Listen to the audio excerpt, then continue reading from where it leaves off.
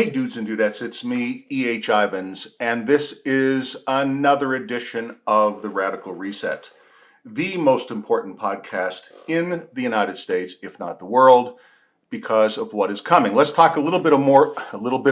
Let's talk a little bit more about that today. Yeah, I don't know what came over me. But anyway, here we go.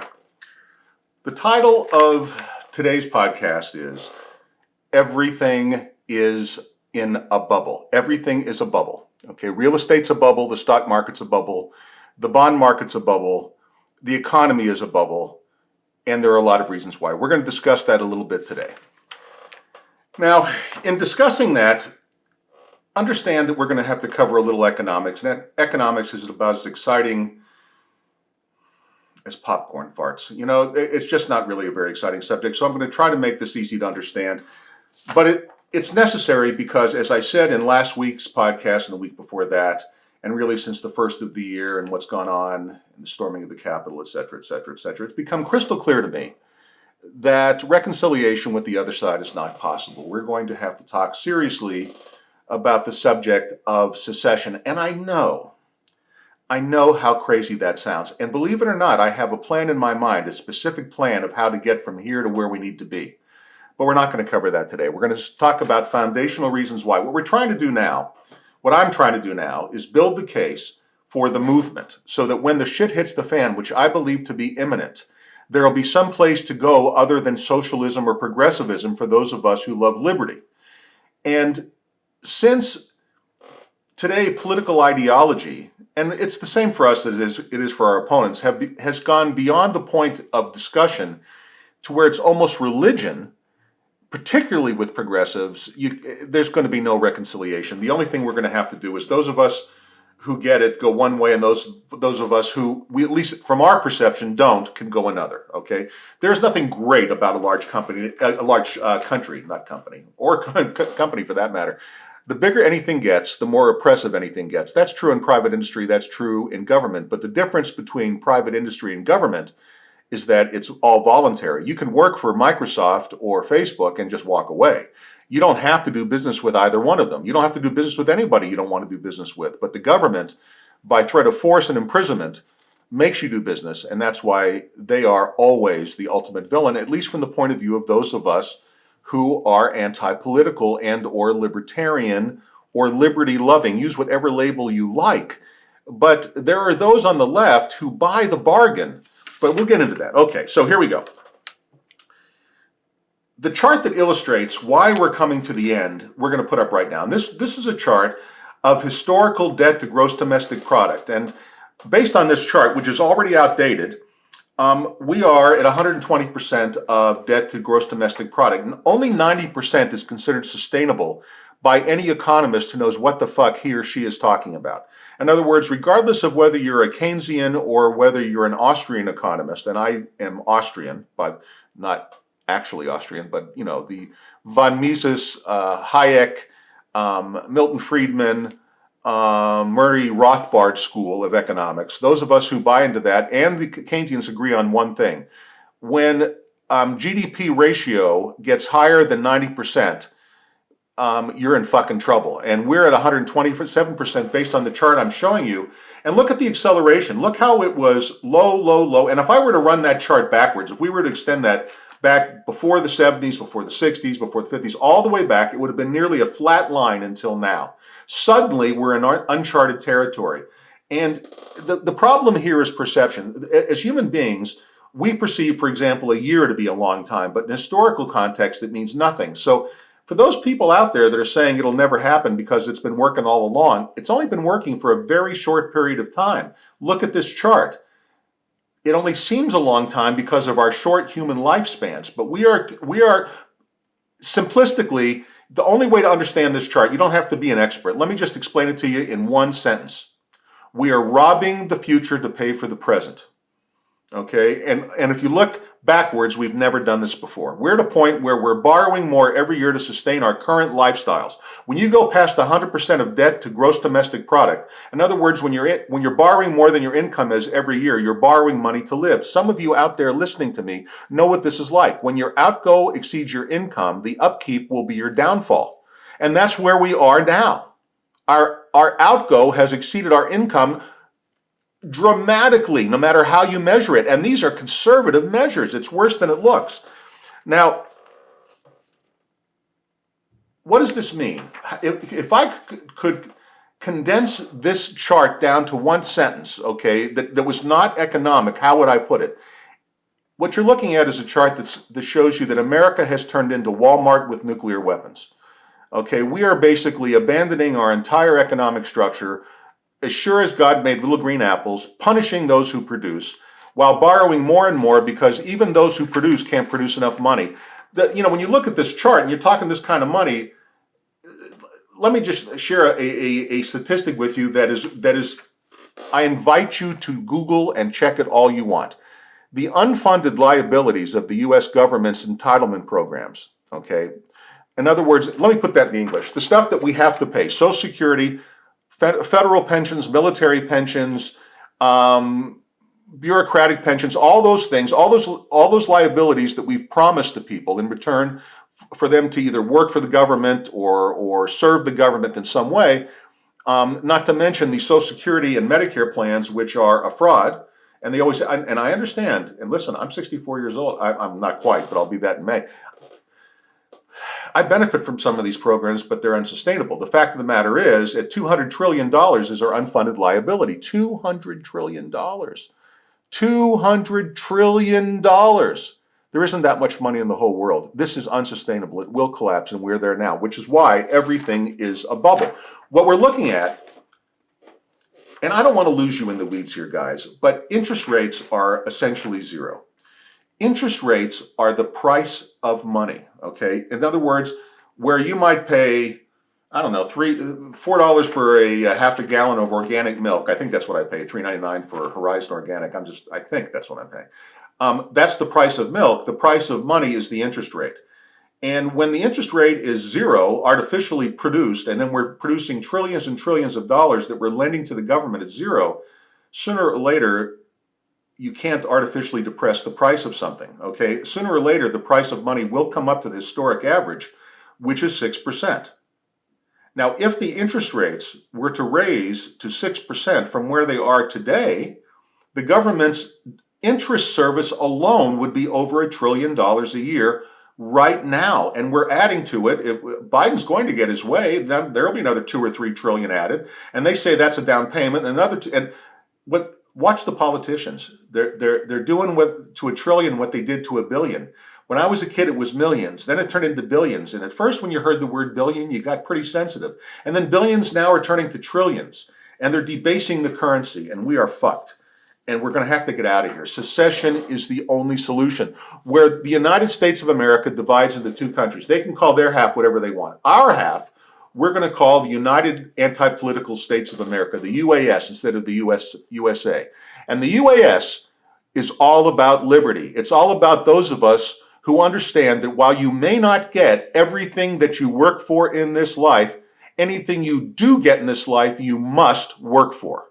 Okay, so we're that part of the country, we're the deplorables. We're those people that understand you have to work for what you get. And if that's deplorable, fuck you. But we're not going to argue with the elites. We're not going to buy into their proposition of, we'll give you security in return for your freedom. Fuck you on that one, okay? We're going to go form our own country. And by the way, wide open borders where anyone can come and go as they please. And if anyone wants to come live in our country, come ahead. But there's no welfare, none.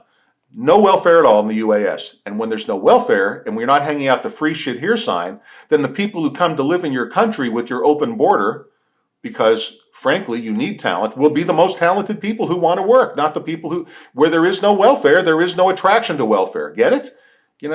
Anyway, I could go on and on. Trump really did us a favor, guys. And this is really the last point I want to make today. Trump did us a favor. Here's a man who combined the style of Liberace with the mentality of Caligula, okay? And he exposed the imposers and their act of pretending like they're being imposed upon. And what the mainstream doesn't get is the exposure of those imposers. Okay, let's not call them the mainstream anymore. Let's call them the imposers. They're the people that support the government and the imposition of the government of taxes and regulations and fees and intrusions in our privacy and the ignoring of the Constitution and the bastardization of everything that was ever good about this country in the name of genitalia and skin pigment. Okay, and we're not going for that anymore. We don't care what your genitalia looks like. We don't care what color you are. We don't care who you fuck in private. In the United Anti-Political States of America, we only care about what you produce. And if you produce, okay, you get to keep what you produce. And if you don't, you don't. It's as simple as that. And everybody else can buy. See, what the imposers have done is they've made us believe that they're the ones being put upon. In other words, let's use the example today of teachers' unions not opening up the public schools. Now, in New York State, just to give you one example, and I'm going to use them because they're egregious, the Catholic schools, where I sent my kids to school, by the way, even though I'm not Catholic, the Catholic schools have been open since when schools should normally open in September. And the incidence of COVID, so far, of the 35,000 roughly students in the New York City Catholic school system, three have had to be isolated for COVID. None have actually had it, okay? Because as the science will tell you, and this, you know what I love about the left? When it comes to, for example, climate change, they're all about, listen to the science, which, by the way, they don't understand what science is. But when it's about this shit, they ignore the science altogether. And what the science is telling us is the safest place you can be is in an elementary school. But what do the imposers do? What are the teachers' unions doing to exercise their strength with the imposers? Simple, okay? They're demanding more money. We need more money to open schools. We need more. We need more. We are victims. We are victims of this pandemic. We are victims of the wealthy class. We are victims of not being taken care of. So if we just need more of your money, more of your time, more of your freedom, and then maybe we'll do what we're supposed to do. Because remember, in the end, the imposers are nothing more than a bureaucracy. And the strength of any bureaucracy is measured by its ability to resist doing good for anybody. Okay, and that's the truth. Just think about it. Okay, bureaucracies literally exist to resist doing anything. Doing nothing is so much easier. Okay, so what we're going to do is stop arguing with them. We're simply going to break off. In the UAS, if you want to start a business, you just start a business. You don't need a permit. You don't need a fee. You don't need to go down to a bureau. You don't need to deal with a bureaucrat. You open your business. Okay, you don't have to worry about regulation. You don't have to worry about the police. There are so many subjects that we're going to cover as the weeks go by here on the Radical Reset of private alternatives to things that we must have, like policing, prisons, things like that, and the things that we don't need, like teachers' unions. Teachers should not be allowed to unionize. Public employees should not be allowed to unionize. But they've become the imposers. They're imposing upon us their demands and pretending that they're the victims. But we're the victims. And this is where Trump, Liberace Caligula, derived his power, because he was the only one giving voice to anything like the resentment that the public feels, not towards the rich. Okay, the public doesn't resent the rich because the average person can see themselves as potentially rich. And in a free system without all these fucking taxes and without having to work till May to fund the government and the bureaucracy to resist giving us any happiness, and we would be keeping all of our money from January the 1st, and think of the prosperity. Think of if you brought home your whole paycheck. Think if nobody was telling you what to do. Think if nobody was telling you how to live your life. Okay, and we're going to end up in the United Anti-Political States with a freer, safer, much more prosperous country that, by the way, is open to the world because it has no welfare. So we don't have to close our borders because we're not hanging out the free shit here sign. You come to live in the UAS, come on.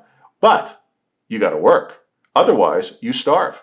And that is not a cold thing to say. That is a recognition of how life is and how life ought to be, because everything good in life comes from effort. Remember, okay? And by the way, this quote that I'm about to repeat comes from the man whose picture is hanging behind me now on the wall. And I put his picture up because he's my hero. And it's my favorite quote of all time. You may not get everything you work for in this life, but you must work for everything you get. And that's where I'm going to leave it today. That's as far as we're going to set it up today. Now, next week, I think I'm going to talk about prison, crime, and how an anti-political state would handle the privatization of police and the safety of our communities. And it's going to be a very, very interesting discussion. Before I go away, if you want to learn more about anti-politism, the first thing I want you to do, if you don't understand what anti-politism is, okay, as the alternative to progressivism, socialism, call it what you want. Let's just call it failure. You know, after 187 or 188 million dead people in the 20th century, you'd think they'd figure out that socialism doesn't fucking work. Only these full of themselves left-wing lunatics think, well, it didn't work because we didn't do it and we're better people, which is, can you even imagine trusting anyone that narcissistic?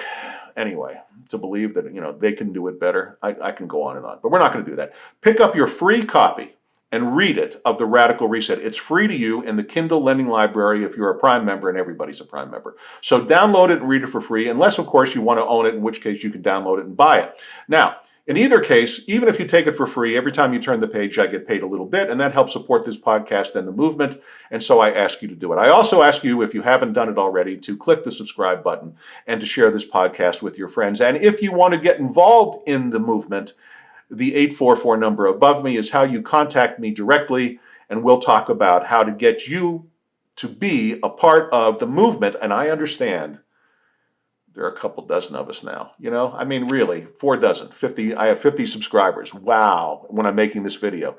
Now, I watch podcasts that are unbelievably moronic, saying very, very little other than to mouth either the party line of hysterical right-wing conspiracy QAnon nutcase shit or left-wing hysterical progressive white privilege, you know, all that bullshit. There's so much bullshit being thrown around by both sides. There's only one voice of reason and clarity, and that's the voice of Antipolitism. And I invite you to join me and join us. Read the book for free, join the movement, share this with your friends, and let's save we're not going to save America. America's done. I'm sorry, it is. But it doesn't matter. You know, think this through. Here's your assignment between this week's episode and next week's. Okay, think this through. Think it all the way through. Why is bigger better? Why is bigger better? Why is it necessary? Why is it necessary for me in Arizona to be married to California? Look, if they want to go out and be huge and spend a lot of money on welfare, God bless them. Let's stop trying to convince them. Let's let them go their own way. Okay, and the rest of us out here and the rest of America who want to work for what we get and keep what we earn, well, we're going to form, and what Antipolitism does, in a nutshell, is guarantee that this shit will never happen again. Because what we're looking at is the ugly manifestation of the corruption of power. And Antipolitism destroys parties, power, and money in politics. I mean, one last little note, just one last little side note that came to me as I'm just closing up, and then I'll get out of here because I promised that I would. You've all been reading about how on Reddit they've driven up the price of GameStop and they're destroying all these that's just another Wall Street bubble. Everything's a bubble. The stocks are a bubble. Everything's. I already said that. It's all a bubble. But here's the thing.